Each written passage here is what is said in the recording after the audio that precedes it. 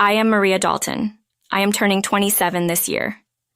I've been married for 5 years and have a son. My son's name is Martin, and he turned 4 this year. Initially, after getting married, I worked as a full-time employee, but now I work part-time at the same company. My husband is 30 years old, 3 years older than me. I was deeply touched by Kevin Carlton's passionate advances, which led us to go out and eventually get married. However, Kevin, who was kind while we were dating, changed his attitude after marriage, showing more of a domineering side. Kevin has a 20-year-old sister named Jane Dalton, and Kevin spoils her, perhaps because they are so far apart in age. Before we got married, I didn't particularly mind this and thought that Jane and Kevin got along well. However, after getting married, I began to notice various changes in her behavior. Jane often visits our house, and each time I end up running around like a maid because Kevin accepted her selfish demands. Jane comes to our house without any notice, regardless of the time, be it morning or night. Furthermore, Jane never brings any gifts or tokens of appreciation when she visits. Even when I am around, she acts as if I don't exist and speaks only to Kevin, saying, "Brother, I'm here again." And then Kevin, seeing a dinner that's obviously prepared for only 3 people, asks Jane if she'd like to eat. Of course, I intended to. When I try to tell Kevin quietly that I haven't prepared dinner for Jane, he simply tells me to figure something out since his sister is visiting. And in the end, I have to serve my portion of dinner to Jane. Then, loud enough for Jane to hear, he blames me, saying things like, "You should have been considerate enough to make extra food." Hearing Kevin's words, Jane looks as if she's about to cry and apologizes to me. Kevin comforts her with kind words and scolds me, saying things like, "You're not thoughtful," or "Don't be mean to my sister." Although Jane apologizes with words, every time I see that she is reassured by the fact that Kevin treats her more precisely than me, it seems she takes joy in it. I prepare my own meal from leftovers in the fridge, and just when I think I will start eating with Kevin, Jane, and Martin, Jane tells Kevin she has something she wants to discuss with him alone. "You should leave the table, Martin. Eat with your mom." Kevin moves me and Martin to another room. This isn't the first time he's done this. After Martin and I finish our meal and head to the kitchen for cleanup, I find Kevin and Jane chatting happily on the sofa. The dishes from their meal are still on the dining table untouched. They never bothered to clean up. I suspect they see me not as a wife or sister-in-law, but more like a maid. They never speak to Martin either. It's as if a maid brought her child to work. I cleaned up in the kitchen and was about to take a bath with Martin when Kevin called me loudly. Even though it was nearly 8 p.m., he said, "Jay wants to eat a cake. Go buy it now. Get the one they sell in front of the station," even specifying where to buy it from. Going to the cake shop will delay Martin's bedtime. As I hesitated, Jane said to Kevin, "I want it now," and Kevin hurried me. "It's okay if he sleeps late today. What's with that attitude when Jane is here?" Kevin started blaming me loudly.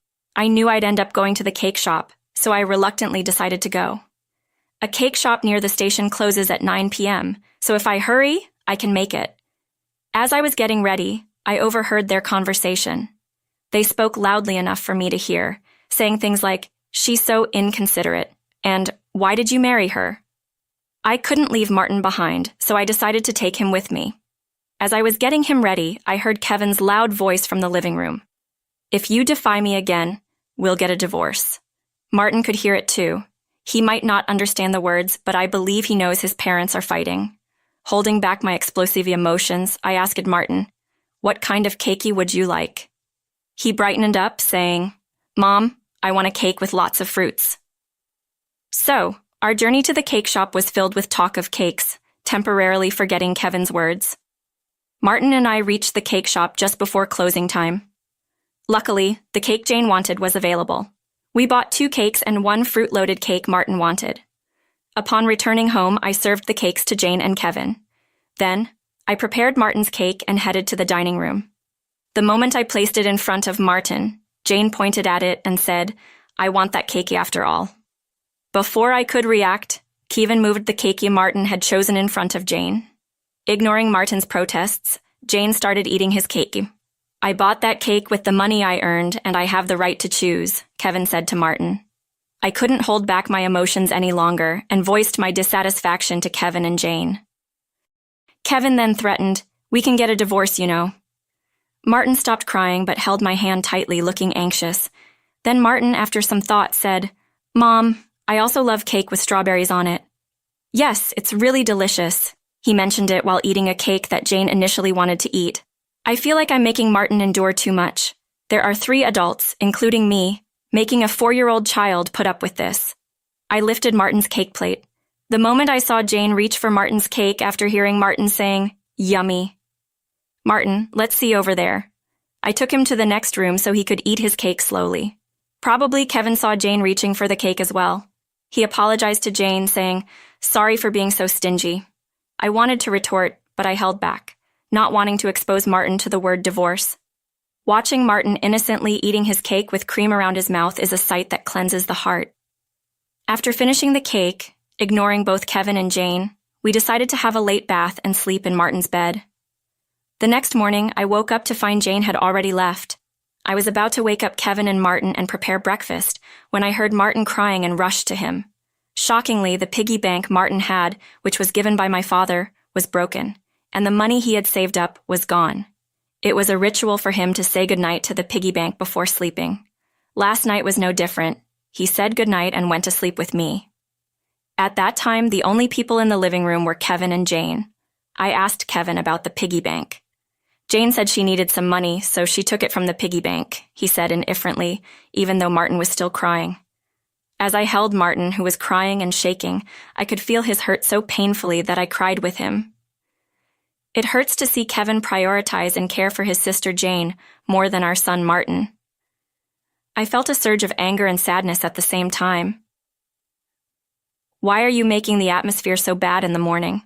"I feel terrible," Kevin exclaimed. "Don't you think you did something wrong? Martin is crying so much for the first time since our marriage." I expressed my anger towards him. I had always been careful not to argue in front of Martin, but I couldn't stay silent seeing him so hurt. Kevin looked at me intensely, went to the bedroom without a word, and came back with something in his hand. Shockingly, it was divorce papers, which I didn't even know he had hidden somewhere. "If you're not happy with me, then let's divorce," he said, shoving these papers at me, and then he left the house with a loud bang. Martin, who had never cried over the issues with Kevin and Jane, must have reached his limit. He has been crying since last night. I can't bear to see Martin so hurt. "Hey Martin, should we skip daycare today?" He was perhaps happy to be with me, and replied with a loud "yes," showing me a faint smile. Martin, after bringing a picture book from the bookshelf and sitting on my lap, looks up at me happily and says, "The teacher at the nursery today was Mama, right?" He looks like an angel. I think his little heart must be full of patience. Today, I decided that we would play as much as we can to fill his heart. I might be causing trouble at my workplace, but when I explained the situation, they kindly said, "Make sure to play a lot with Martin," and gave me a day off. In the morning, we went to the park, played hide and seek, and had a lot of fun in the sandbox and on the slide. When we got home and were having lunch, Martin seemed to be getting sleepy. He usually can nap by himself, but today he fell asleep on my lap, just like when he was a baby. I wanted to do the household chores while Martin was napping, but I thought, today is special, and decided to be healed by his sleeping face and breathing. While I was dozing off, suddenly I heard a noise from the entrance. It sounded like the front door had opened, but it wasn't time for Kevin to come home yet, so I was suspicious. I quickly grabbed Martin and, taking only my bag with valuables, hid in the bedroom closet. I felt someone entering the house and was holding my breath when I heard a voice. It was a voice I had heard somewhere before, and that person seemed to be searching the house for something. "Ah, I can't find it. Where has that wife hidden it?" For a while, I was trembling in fear due to the noise of rummaging, but as I listened carefully to that voice, I realized who it was. It was Jane's voice. I have so many questions, like why does she have a key and what is she looking for? But I opened the closet slightly to see what Jane was doing. She was roughly opening and closing drawers and doors. After letting out a big sigh, she started making a phone call. I searched where I was told, but it wasn't there. Yeah, I checked there too. If it's not there, it was a waste of time. Okay, I got it. "I'm going home now," she clearly said. "Kevin." I wondered what the two of them were looking for. I then heard the sound of the front door locking. After coming out of the closet, I put Martin to bed and thought about what had just happened. I'm pretty sure Kevin knows about his belongings. If they were searching for something whose location wasn't known, could it be one of my belongings? However, from the conversation earlier, I couldn't figure out why she had entered the house. Suddenly, Kevin seemed like a stranger, and I felt a mixture of disgust and fear towards him. I hurriedly packed the bare essentials for Martin and me. By the time Martin woke up from his nap, I was ready to go. "Martin, let's go to Grandpa's place now." With that said, we headed to the station and took a train to my parents' house. Luckily, my parents' home is nearby, just 2 stations away, so we arrived quickly. I hadn't contacted them beforehand, so they were surprised, but looking at my face, they seemed to sense something and welcomed us in without asking anything. Their pet dog, which Martin loves, immediately approached him, and they started playing together. Seeing this, I felt relieved and told my parents everything that had happened with Kevin and Jane, and that I had become scared to stay at our house. As you say, if Jane was looking for your belongings, it might be your cash cards. I hear my mother's words. I also thought the same. In fact, I have experience of launching a successful online shop for handmade goods with my friends when I was single. With me as the CEO in the handmade industry, I became well known. And when the shop grew significantly, I decided to get married. I wanted to prioritize raising my child, so I entrusted the company to my trustworthy friends until my child rearing settled down. Now I work part-time and mostly communicate with the company from home. The truth is, I'm still the CEO, but Kevin doesn't know that. However, he knows that I was a CEO when I was single, and probably suspects that I have a decent amount of savings. I've told him that I still get help from the company, but I've left the company matters to my friends, so he probably thinks I've stepped down from the CEO position. There's a reason I haven't told Kevin in detail about still being the CEO and about the savings. Soon after we got married, I realized that he's bad with money and spends all he earns. He only gave me $200 for food expenses a month and even told me to quit my job and become a full-time housewife.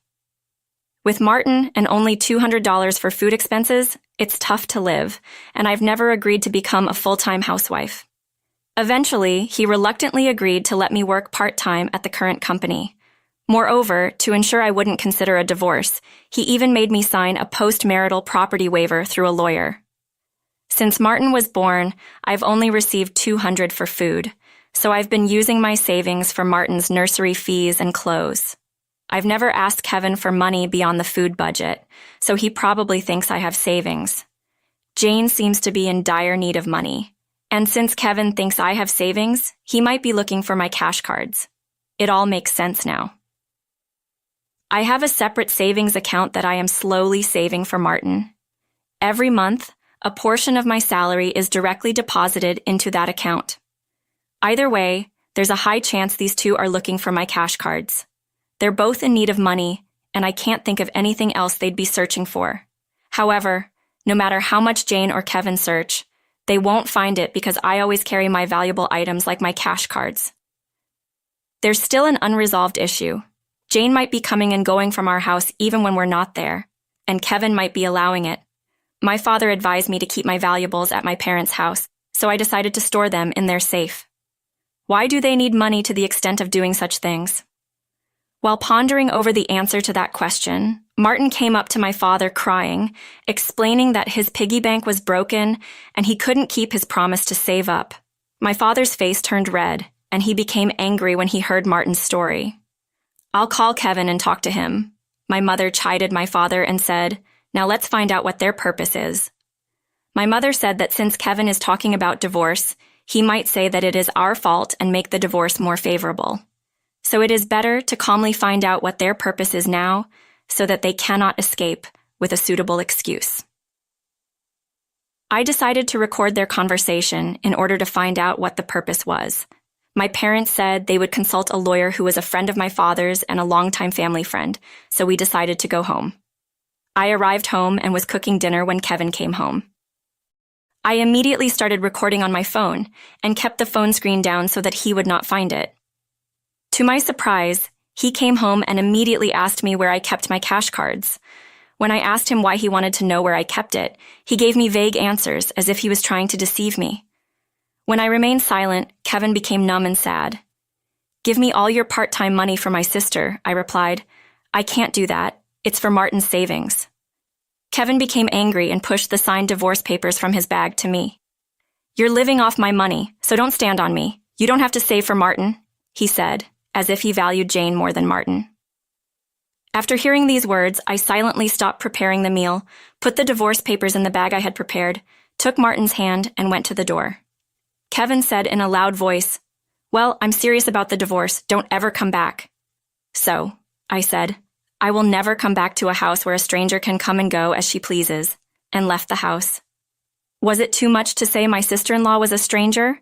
So after I left home, I received a large number of messages and calls from Kevin, but I ignored all of them, turned off my phone, and went to my parents' house. I then asked my parents to listen to the recording I had just made and also to look at the completed divorce papers Kevin had given me. My parents told me to do as I please. I had no love or affection for Kevin, but I still cared about Martin. They said that I should divorce him so as not to hurt Martin's feelings, but there is also a great possibility that if you divorce, you will hurt Martin's feelings. While I was struggling with this decision, Martin said he was hungry, so my mother made him hamburgers, his favorite dish. I couldn't hold back my tears as my mother told Martin, with a kind smile, "I prepared the hamburgers so that you and Mom can come visit us whenever you want."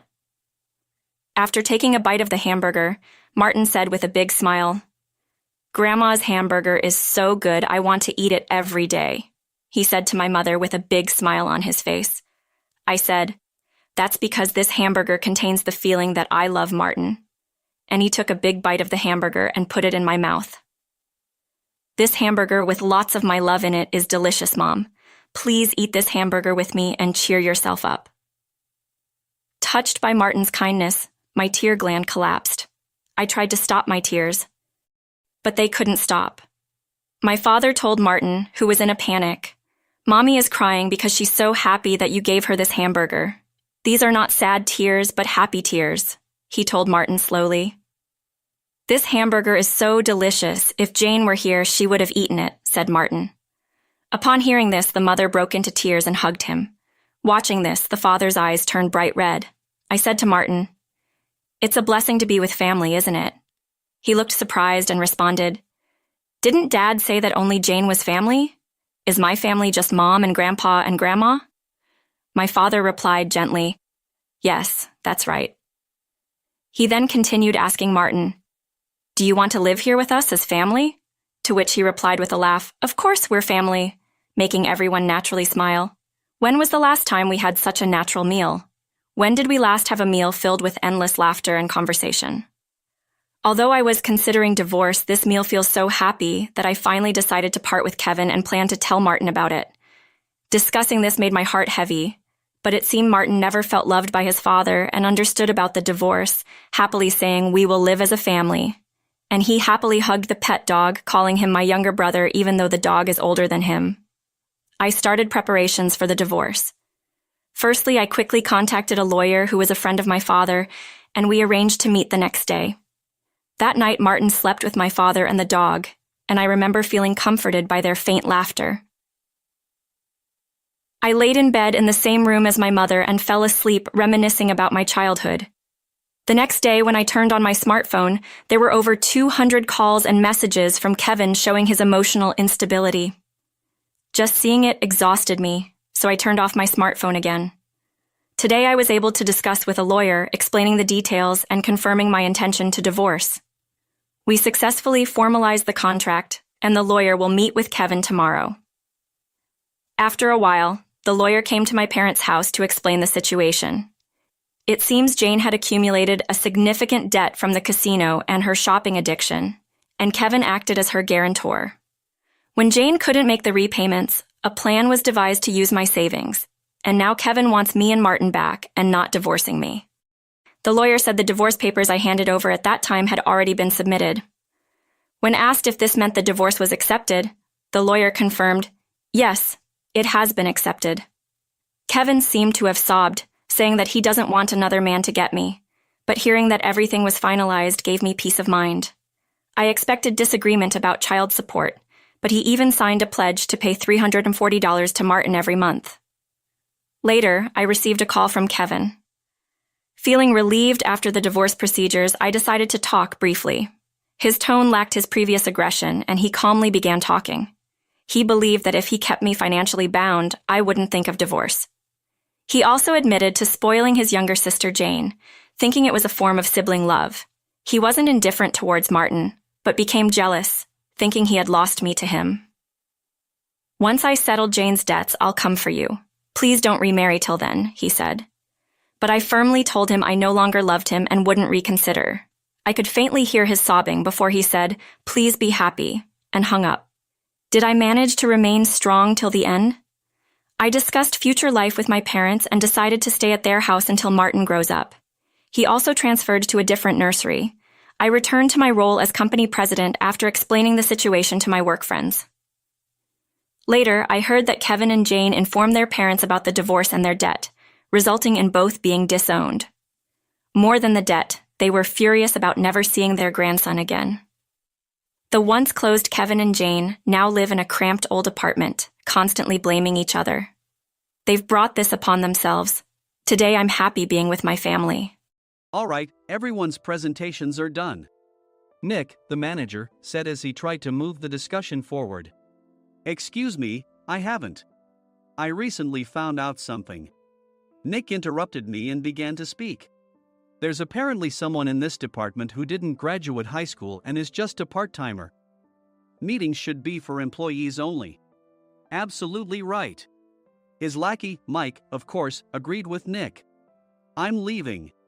After leaving the meeting room, I started to shut down my computer. I noticed that an email had arrived, not in my personal inbox, but in the company's shared email. Thinking, there's no point in speaking up, no one will listen, I went home quietly. The next day, I heard a commotion from Nick's desk. He was staring at his computer screen, his face pale. Nick? Is something wrong? Mike looked at the screen with him. And he turned even paler than Nick. Why is he so angry? Knowing the reason for Mike's distress, I thought to myself, serves them right. My name is Adam. My mother passed away when I was in the 9th grade, and I was raised by my father. Well, you could hardly call it being raised. After my mother passed, my father changed. He drowned his sorrows in alcohol, and though he still went to work, he squandered our living expenses on horse racing.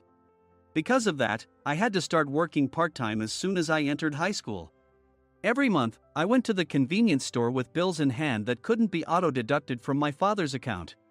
Even though I endured it because I didn't want to be alone, I reached my limit in my 2nd year of high school and dropped out. I found a live-in job at a distant inn.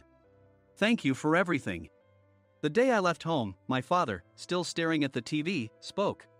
Take care. That was our last conversation. Back then, 18 wasn't the age of majority, so I needed my father's permission to work, and I couldn't hide my place of employment. Yet, my father never visited me even once. I kept working just to survive, and before I knew it, I was 42. Years of hard work paid off, and I was transferred to the headquarters. I was thrilled to be recognized by the company, as I thought I'd be working in the field until retirement due to my lack of formal education.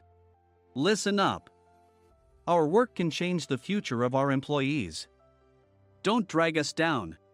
On my first day after the transfer, Nick, dressed in an expensive suit, spoke sternly. There was a reason for this. Our inn was located in a prominent tourist destination, known so well that everyone in the state could sing its commercial jingle. At its peak, we had 5 locations within the state. But that was long ago. Due to financial difficulties and aging facilities, only the place where I had worked for many years and the original establishment remained. I was prepared to lose my job anytime, but now there was a glimmer of hope. With the rise of social media, the tourist area where the inn was located started gaining attention again. Depending on how hard the sales department, where I was transferred, worked. We could either thrive or be forced to give up this prime location to the new hotel chains continuously popping up. For Nick, who had switched careers from another industry to strengthen our sales, this was a battle he couldn't afford to lose. I understood why he had to be strict. I will do my best. Nick sneered at my enthusiastic declaration. Did you not hear what I said? I'm sorry. I thought I was listening carefully. Out of habit from years of customer service, I apologized reflexively, though I had no idea what had offended him. Someone was watching me with a smirk. In this department, there are those who are expected to excel and those who have been shoved here because they have nowhere else to go. You are the latter. It was Mike, the section chief. He's 7 years younger, at 35. But he was called to headquarters much earlier than I was and had been moving around within the headquarters ever since. I'm not jealous, but I can't accept that he's my boss. Graduating from a prestigious university, he has an unusually high pride and caused many problems as a newbie, making things very difficult for me when I was the front desk leader. When I found out Mike was transferred to the sales department a month before me, I was disheartened. Mike is right. With just a middle school diploma, there's not much you can do. Don't even think about achieving results.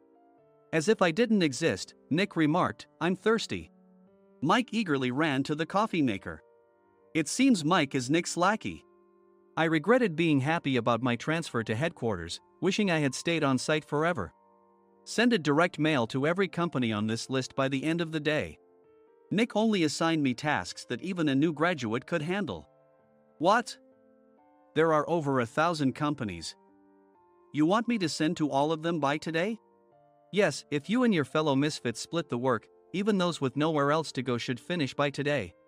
I glanced at the employees typing away expressionlessly. They were worn out from customer service, only thinking about leaving on time, or were women reassigned after having children, with zero motivation for work. Even Sam, a new graduate from the same university as Mike, who was supposed to be among the expected achievers, had no enthusiasm for the job, having joined the company wanting to do customer service. I don't care what they say, I plan to quit anytime, he said. Only Nick and Mike were highly motivated, making all the decisions between the two of them. I originally only wanted to work at the inn to survive and had no particular attachment to this job. I swallowed my words, thinking I had no right to reprimand them. About a month after the transfer, Nick told us with a frustrated look. To commemorate the 50th anniversary, we've decided to create a plan exclusive for one group per day. Originally, Mike and I were supposed to come up with it, but our president, Mr. Thompson, insists on hearing everyone's opinions. So, you all get a chance. As Nick explained, Mike began handing out prints. Make sure not to embarrass Nick. If your ideas are half-baked, you'll have to redo them. It seemed that they had printed his handwritten notes by Mr. Thompson, which included several questions and a section for free responses. It made sense why Nick had to seek our input, given that all responses had to be submitted to Mr. Thompson. We were given a week to think about it, and a meeting was scheduled to compile our ideas. My plan is to let guests enjoy both the old and modern America. Nick began the presentations. Guests would watch a master confectioner at a nearby traditional sweet shop make sweets in front of them. The welcome drink would be premium tea in a bottle. Nick's plan was certainly attractive. After his presentation, Nick called on us to present in the order we were seated. Just as I stood up for my turn. All right, everyone's presentations are done. Excuse me, I haven't. I recently found out something. Nick interrupted me. There's someone in this department who didn't graduate high school and is just a part-timer.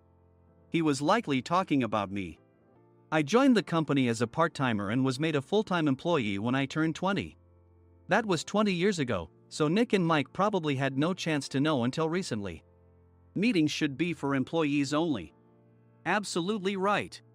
After that, Nick kept creating opportunities to solicit everyone's opinions, purposefully excluding me from speaking. The meeting unexpectedly heated up and went past the scheduled end time. A few people asked to leave, and the discussion continued with the remaining few. Still here? Normally, you'd leave in that situation. Though I had no attachment to the job initially, hearing kind words from customers made me want to make them happier. For someone like me, with nowhere to go, the inn was my home and customer service was my life. I felt pathetic about my current self. I'm leaving. I left the conference room and started shutting down my computer. I noticed an email had arrived, not in my personal inbox, but in the company's shared email. Thinking no one would listen to what I had to say anyway, I quietly went home. The next day, while preparing the DM as instructed, I heard a commotion from Nick's desk. In his haste to stand up, he hit his knee on the desk. He stared at his computer screen, his face pale. "Nick? What's wrong?" Mike, thinking he should be the first to rush over, approached Nick while still wearing his coat. He peered at the screen with Nick. And he turned even paler than Nick. Why is he so angry? Who is responsible for this company? Nick, more irritated than ever, asked, and Mike answered without checking. Probably Sam. Sam wasn't there because he was attending a morning training session for new hires. Nick gave up on getting angry and returned his gaze to the screen.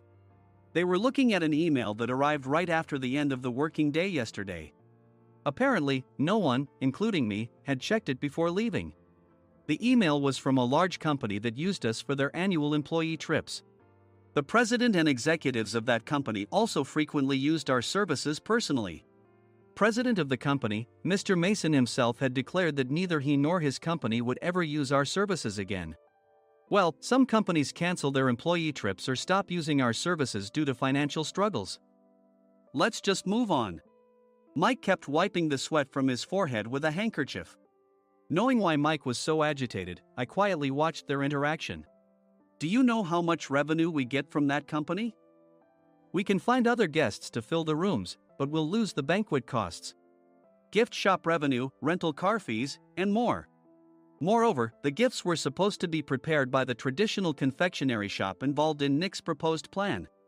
If it's known that we incurred such a huge loss at this critical time, Nick's position in the company would be jeopardized.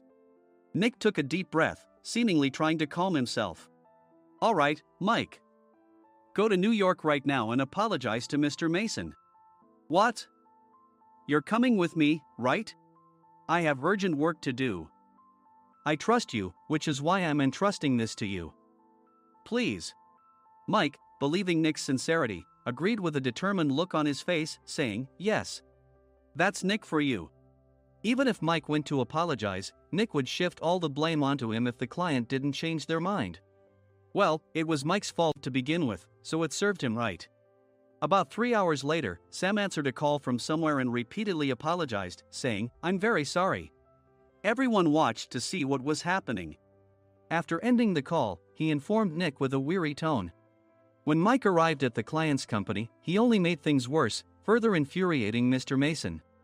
He was demanding, get his boss here immediately. It was no wonder Sam was exhausted, dealing with such a call right after returning from training. What is that idiot doing? All right, Adam, you're coming with me. If sacrificing Mike didn't work, then I must be next. Normally, I'd want to refuse at all costs, but I saw an opportunity in this situation. If I can be of assistance, I'd be happy to join you. I immediately followed Nick, and we flew to New York. When we introduced ourselves at the reception, it became clear how serious the situation was. As the receptionist personally escorted us to the president's office. Angry voices leaked through the door, making both Nick and me uneasy. Excuse me. I'm Nick, the supervisor. I understand my subordinate has caused you trouble, and I deeply apologize.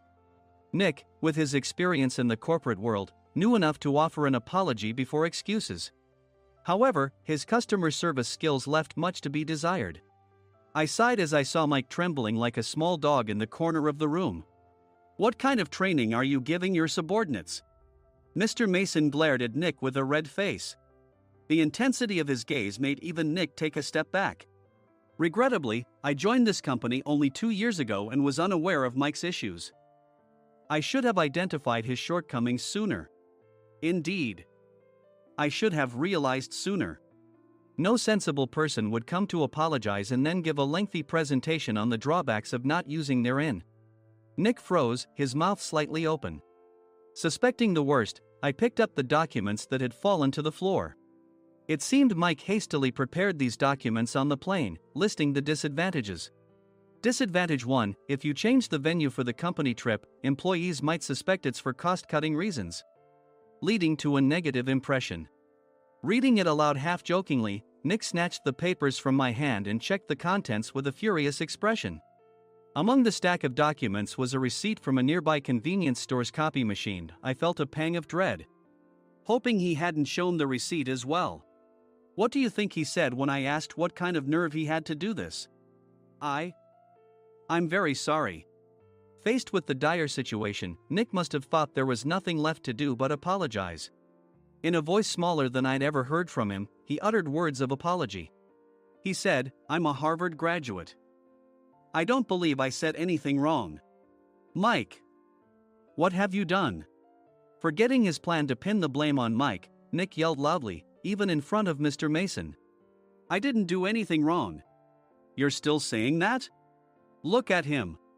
Mike pointed at me with a shaking hand. "I was assigned to headquarters in my 20s and now I'm a section chief. This guy only made it to headquarters at 42. Everything I've done proves I was right. So why are we losing the contract?" Having said his piece, Mike collapsed to the floor. "Of course. You were sent there because you had nowhere else to go." Mike never expected to hear such words from someone he looked down upon. He lunged at me, and Nick hurriedly stepped in to stop him. "Mr. Thompson told me Mike is a quick thinker, and to take good care of him." There's no way he was pushed aside. "Don't make things worse here. He didn't say quick thinker, he said only quick-witted, didn't he?" I don't remember that part. I recalled the many troubles Mike caused when he was a newbie.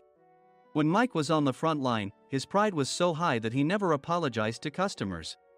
Customer service, especially in our job, doesn't work alone. It brings both good and bad situations.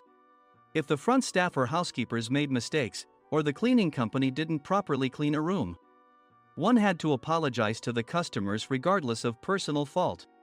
Mike, in such situations, would never apologize, insisting he wasn't at fault. This often angered customers, and as the front desk leader, I frequently had to apologize on his behalf. He caused complaints and disrupted operations, which is why he was quickly moved to headquarters. In departments where he didn't interact directly with customers, his quick thinking was beneficial and things went well.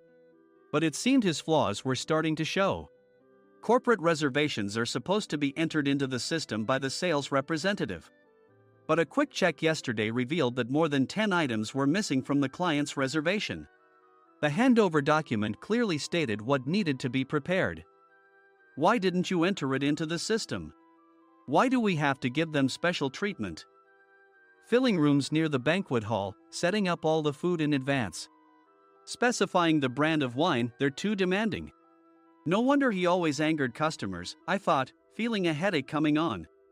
Grouping them in rooms near the banquet hall is for our benefit too. It makes it easier for the staff to set up beds and serve breakfast since everyone's schedule is synchronized. As for the other requests, Mr. Mason suggested them to lighten our load. I didn't know that. Nick finally seemed to realize that Mike was the one who had angered the client. What did you say to them? I just told them we wouldn't give them special treatment anymore. We shouldn't waste effort on things that don't bring in money. I was utterly exasperated at his lack of understanding of customer service. Of course, we shouldn't comply with unreasonable demands. But carrying over successful practices from past stays makes customers feel remembered and enhances their experience. Good memories encourage repeat visits. That's part of our job. I looked down at Mike, who was sitting on the floor. In our job, nothing is a waste. Mr. Thompson likely moved you to the sales department, hoping you'd finally understand this. How do you think he feels now that you've failed to meet his expectations? Mike, tears in his eyes, fled the president's office. I was amazed he still hadn't apologized. You have it tough, Adam. It's okay, we're all employees of the same company. I deeply apologize for this disrespectful incident. Especially after all the care you've shown us. If it weren't for you, Adam, I really would have stopped staying here. When I heard you were moving to the sales department, I was willing to reconsider if you handled it. Seeing us talk so amicably, Nick's face contorted. Do you two know each other? Adam's service is excellent. I always requested him specifically. Normally, we don't accept specific staff requests, but we made an exception for Mr. Mason, adjusting my shifts accordingly. He had personally stayed at our hotel just before my transfer, and during casual conversation, I mentioned, I'm moving to the sales department soon. If I hadn't told him then, things could have been much worse. Please continue to take care of us. I look forward to it. On the return flight, Nick awkwardly offered me a can of beer. It's still working hours. Of course, I had no intention of forgiving him for a single beer. Nick might try to pin everything on Mike and avoid any consequences. While pondering this, a startling fact came to light. Nick, the tea bottles for the plan have arrived. I handed Nick a bottle labeled with our inn's name. They look good. What are you talking about? These are plastic bottles. I had assumed we would use the trendy, high-end bottling tea. But what arrived were ordinary plastic bottles of tea with customized labels. The only unique aspect was the label, which had the inn's name, making it look customized. Upon further investigation, I discovered that a substantial amount of money was set to be paid to the tea company. It was priced like bottling tea. Does this plastic bottle really cost $100 each? The tea inside is specially blended for us. The extra cost is for that. Wouldn't it be better to use another tea company? Or is there a specific reason we must use this one? As Nick continued to make excuses, I showed him a printed email. I informed the tea company's president, Mr. Mitchell, that we discovered irregular payments and he confessed. He said you two were high school classmates and planned to split the extra money. That idiot. Why did he confess? That's not important. You should worry about yourself, this could turn into a police matter. Opening the bottle cap, I suggested. How about calming down with this tea? It supposedly has a relaxing effect. Nick drank the tea frantically. In the following days, decisions were made about their fates. Mike was reassigned to the General Affairs Department, with no chance of transfer or promotion, as per Mr. Thompson's orders. As for Nick, since the payment to the tea company hadn't yet been made, he narrowly avoided legal trouble. Instead, he was encouraged to leave the company, and to avoid further complications, Nick submitted his resignation. Rumor has it that connections between HR departments have made it difficult for him to find new employment. Even though it was good to have those two gone, something unexpected happened in the sales department. Everyone became motivated and united in refining the 50th anniversary plan. In the end, my plan was adopted. We collaborated with the Tourist Information Center to provide personalized guides. The plan, tailored to the number of guests, was truly special for the 50th anniversary. Hey, is Adam's family coming to stay? I immediately booked that special plan for my family. Sam noticed it on the reservation list and quickly picked up on it. Yes, I'm inviting my father. That's great. I might invite my parents too. I lacked the courage to face my father just as Adam. But here, with the confidence Mr. Mason praised, I felt ready. The 50th anniversary plan was a perfect opportunity to reconnect with my father. I hoped to bring back the days when we could laugh together as we once did.